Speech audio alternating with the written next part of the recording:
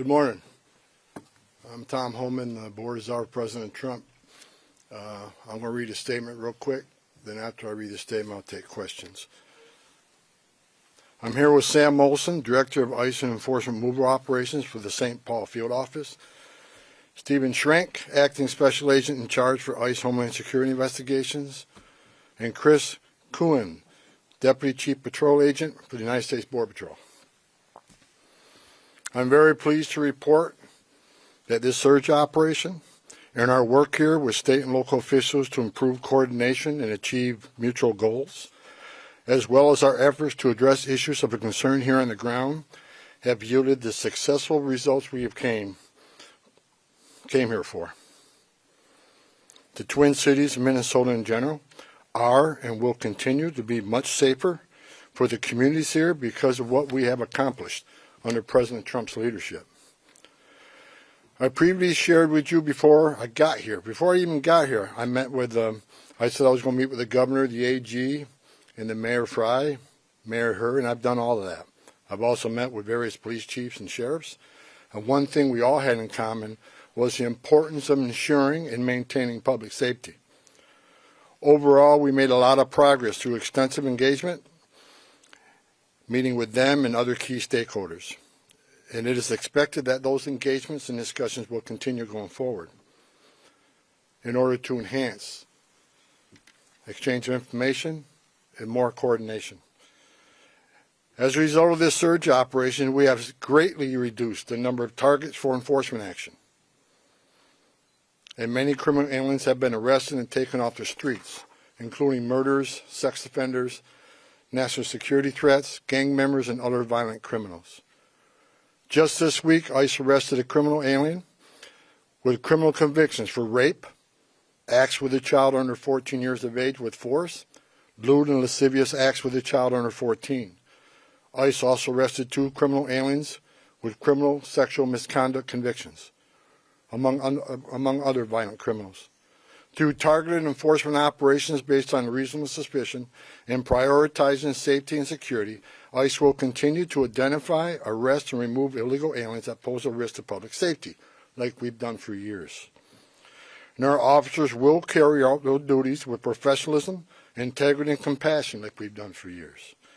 We will enforce the immigration law against all persons in the United States illegally. I want to say something about the various unfounded complaints I'm hearing about ICE enforcement operations. During the surge operation, ICE has not arrested anybody inside a hospital. We have not arrested anybody inside of a school, an elementary school.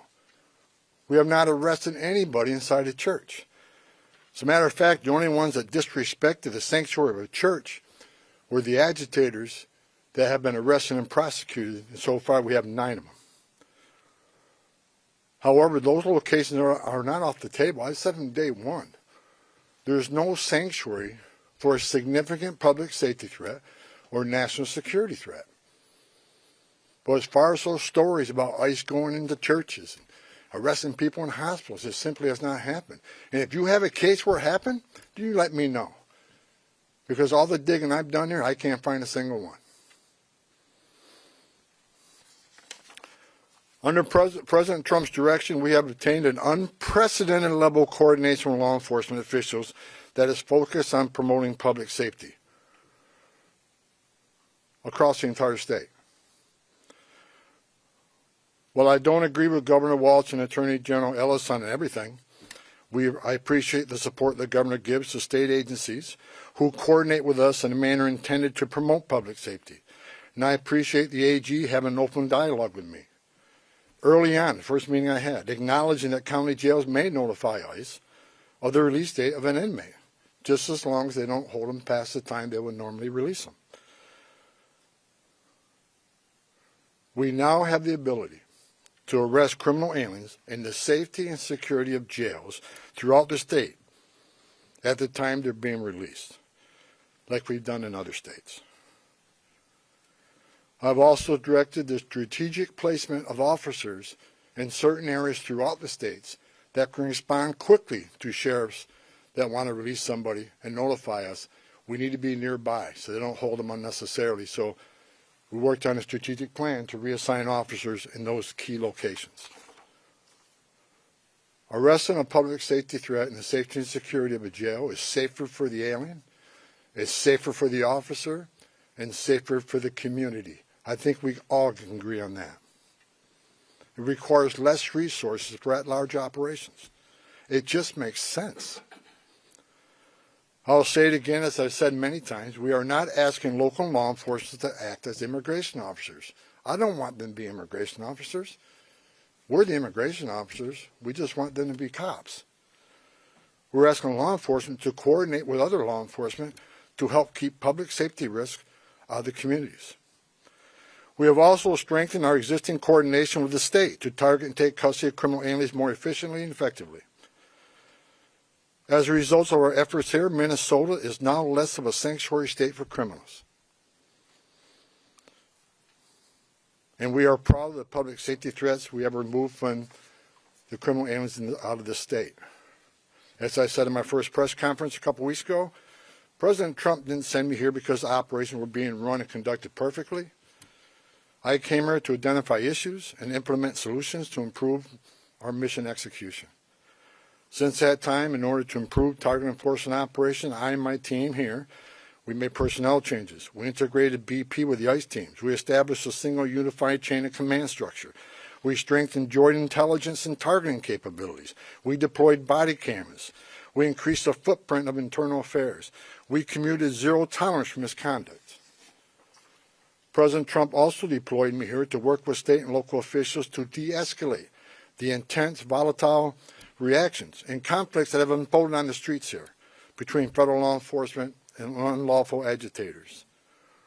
While working to course correct and improve how enforcement operations are being run and executed here, and even before I was sent up here, I've been saying over and over that forcibly assaulting, resisting, opposing, impeding, intimidating, or interfering with a federal law enforcement officer is a crime in violation of USC 111. It's not okay and will not be tolerated. Zero tolerance if you cross that line and put hands on a ICE officer. Not only is such activity unlawful, it is dangerous, and sadly we have seen tragic consequences, as well as adverse impacts on businesses and the communities here in the city. While the Trump administration supports everyone's First Amendment right to freedom of speech and assembly and to petition, it has to be done lawfully and peacefully. Because we will not tolerate unlawful actions committed by agitators who are just causing havoc. This is not the way to express your disagreement or try to reform federal laws. Go talk to your members of Congress if you want the laws changed in this country. Nor is doxing federal law enforcement personnel and their families, it's just not right. Enough is enough with this misguided, reckless, and shameful behavior. We don't want to see any more bloodshed. I don't want to see any more bloodshed. I pray every night for the safety of our law enforcement personnel and the safety of those in the community, whether you're here legally or illegally. I don't want to see anybody harmed. If you break the law, we're going to arrest you. We have already arrested more than 200 people for violations of USC 111. The U.S. Attorney's Office has already accepted many for prosecutions, and some are still pending. I have also received commitments from state and local law enforcement that they will respond if federal law enforcement is being impeded or assaulted. They will shut down unlawful agitator activity, including arresting agitators involved and seeing them follow through. And we're seeing them follow through on those commitments. We've seen this past weekend that the state and local law enforcement have taken action when it comes to public safety. And bless them for doing that. Since I have been here, I've repeatedly emphasized that the unlawful and violent agitator activity is unacceptable and must wind down as a condition for further drawdown of law enforcement personnel. I cannot remove law enforcement personnel while violence poses serious risk to our officers. I will not leave my officers in that position. It is worth knowing that in all my meetings and discussions since I got here, I've not heard one federal, state, local law enforcement, or judicial official nor any member of the business or faith communities that I met with say that ICE is an illegitimate agency that doesn't have a real mission. Quite the opposite. All I've heard is the acknowledgement that federal immigration laws passed by Congress do exist, and ICE has a legitimate responsibility to enforce those laws. ICE is a legitimate federal law enforcement agency. We're not out scouring the streets to disappear people or deny people their civil rights or due process. In addition to taking public safety threats off the street, ICE here in this state have located 3,364 missing unaccompanied alien children. Children that the last administration lost and weren't even looking for. That's because of the leadership of President Trump, these children were located. As part of the de-escalation efforts, I have called on state and local officials these past few weeks to tone down the rhetoric and denounce unlawful activities being conducted by the agitators. We don't have to agree on everything, and we definitely do not. But we all agree that the lawlessness and chaos and disruption that is occurring on the street needs to end.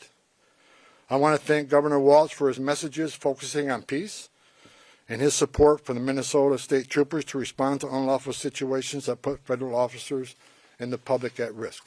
I also want to thank Mayor Fry for taking a public stance against agitators setting up barricades that block streets and endanger public safety, and for directing the police to take those roadblocks down. Additionally, I want to thank Police Chief O'Hara, Sheriff Witt, and various other local law enforcement for their responsiveness and efforts to maintain law and order in the streets. We've seen a big change here in the last couple of weeks, and it's all good changes. I'm also pleased to report that we're seeing a notable decrease on unlawful agitator activity here in Minneapolis and overall throughout the state. This is great news for Minnesota communities that have been adversely impacted by the lawlessness and chaos on the street. We have what we call here QRFs, Quick Response Force, security teams, that get called out when ICE officers are out doing operations. They get into trouble if agitators get out of control. If there's a danger and public safety is at risk, these QRFs respond to help these officers get off the X and get out of that situation. I asked today when I got here, I want to know what the QRFs call outs are, what their deployments are. I want to know every time a QRF is called out. The QRF deployments have dropped dramatically because we have less of that occurring, less of the agitator that cross that line. That is a good thing. That is a win for everybody, not just for the safety of law enforcement officers. It's a win for this community. With that, and success that has been made arresting public safety threats and other priorities since this surge operation began, as well as the unprecedented levels of coordination we have obtained from state officials and local law enforcement, I have proposed, and President Trump has concurred, that this surge operation conclude. A significant drawdown has already been underway this week and will continue through the next week. We have a lot of work to do across this country to remove public safety risk who shouldn't even be in this country, and to deliver on President Trump's promise for strong border security and mass deportation. Law enforcement officers drawing down from this surge operation will either return to their duty stations or be assigned elsewhere to achieve just that.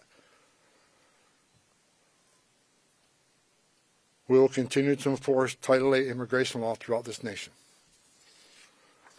Prioritizing national security threats and public safety risks makes sense.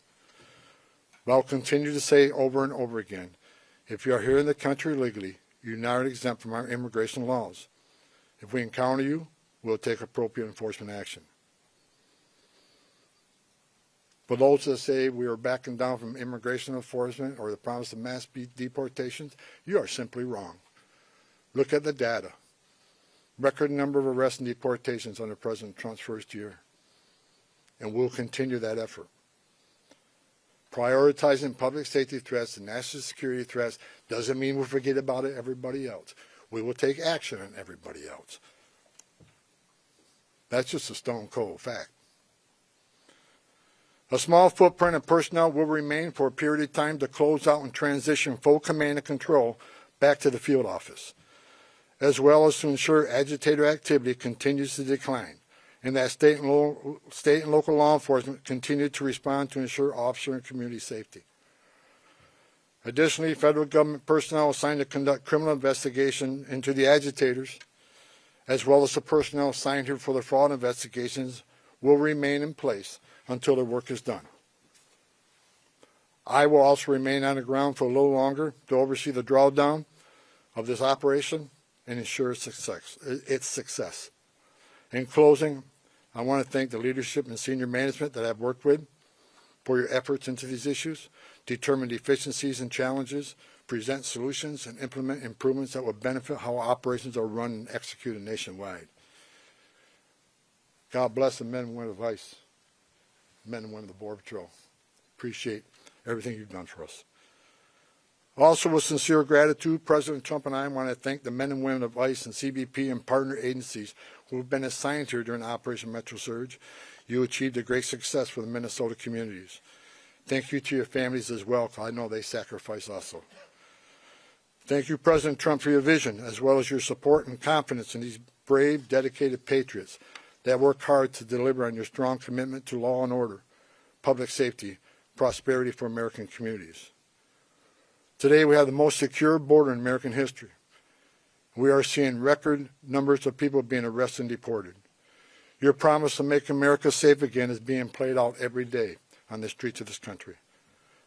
I've said it many times. I worked for 6 different presidents, 10 different administrations.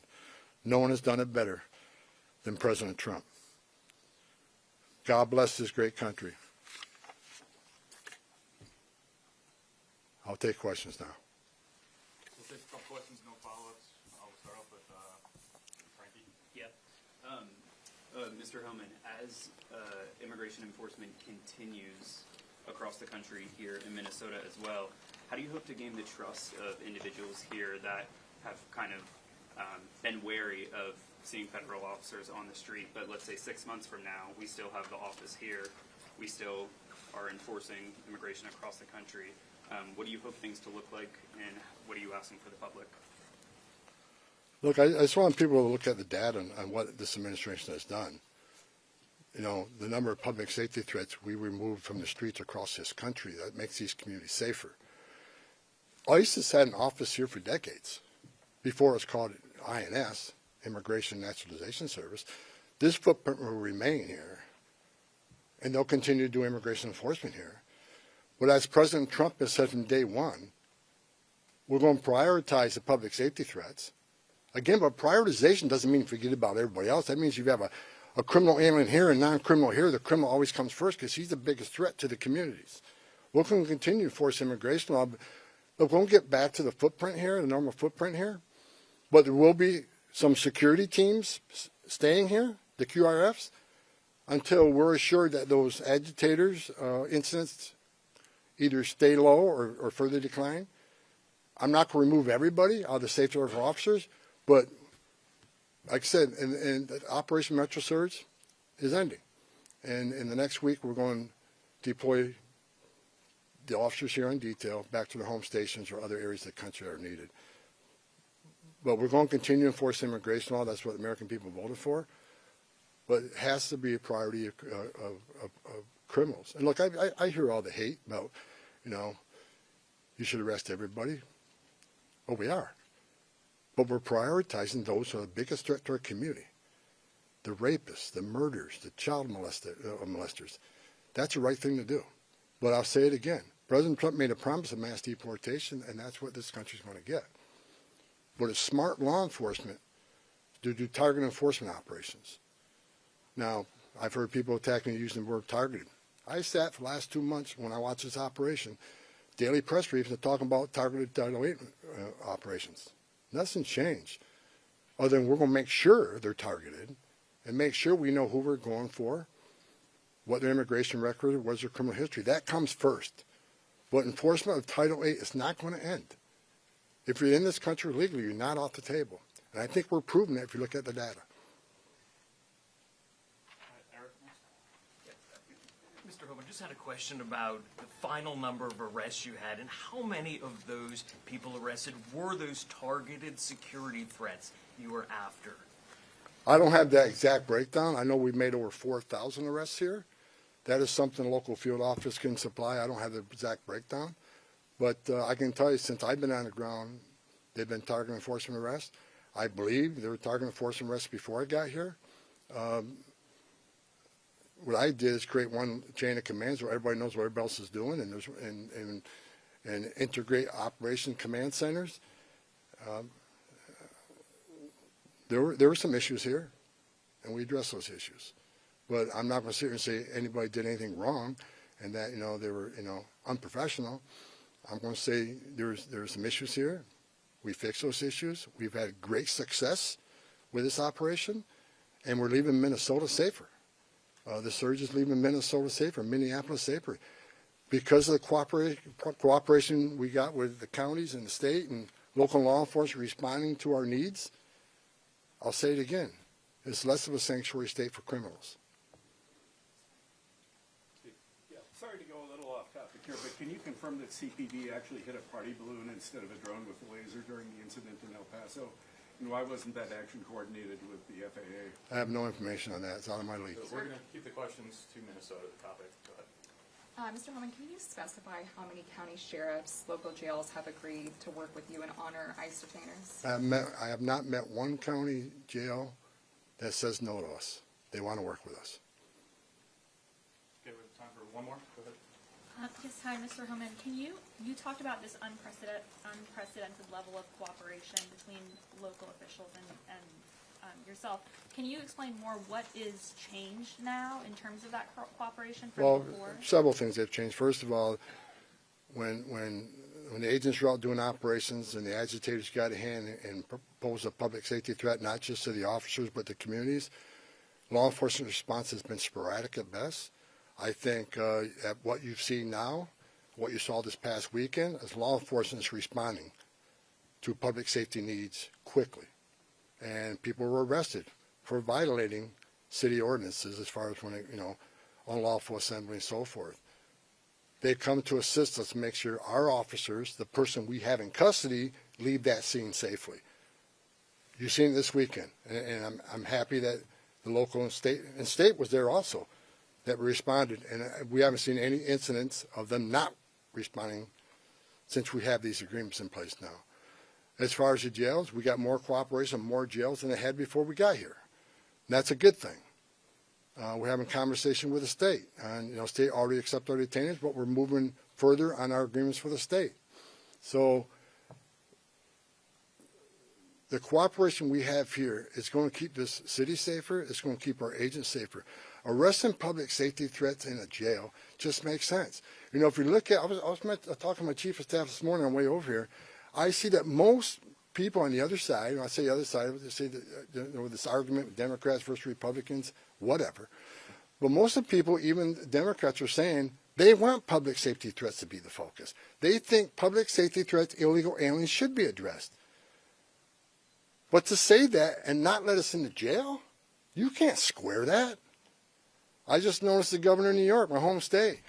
I've heard her say that she believes public safety threat, illegal aliens should be the focus of ICE. But to have a press conference last week to lock us out of the jails and end 287G agreements, how do you square that? You can't. So again, prioritization of public safety threats don't mean we forget about everybody else. We're going to enforce the immigration law. We're going to have a mass deportation. President Trump promised that, and we're committed to that. However, it shouldn't be a partisan issue that you arrest public safety threats in the safety and security of a jail. Releasing public safety threats back in the public is just stupid. And I've been arguing this for years. And I hope Congress takes action on sanctuary cities and sanctuary states. It makes sense. If you think about it, even the argument I hear, well, victims and witnesses of crime that are in the country illegally want to feel safe to come to law enforcement and to report those crimes without fearing that this law enforcement agency is working with ICE. That's a bunch of crap. Because victims and witnesses of crime don't want the bad guy released to the neighborhood either. It's ridiculous. We want access to the person that you chose The local jurisdiction chose to lock in a jail cell. And we have that cooperation here now.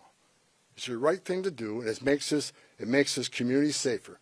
This community is safer because we arrested 4,000 illegal aliens in this, over 4,000 illegal aliens here, many of them public safety threat, not all of them. As I said, we're going to force immigration law, but this community is much safer because of President Trump's leadership and the men and women standing on this stage.